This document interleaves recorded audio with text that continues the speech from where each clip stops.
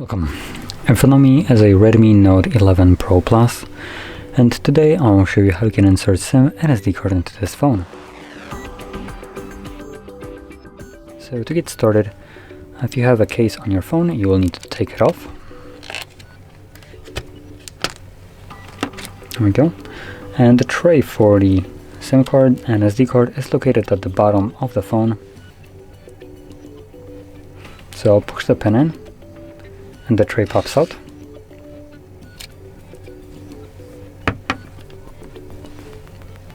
Now on the tray you have space for a SIM card and SD card. Now the bottom side of the tray doubles also as a secondary SIM, as you can see right here, so you can place either SD card or SIM card. Now I'll be placing a SD card on here. There we go. And here I'm gonna just pop in my SIM, like so.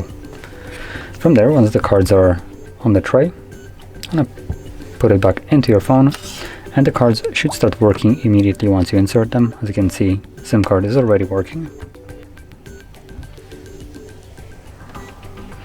And SD card is working as well, as you can see right here.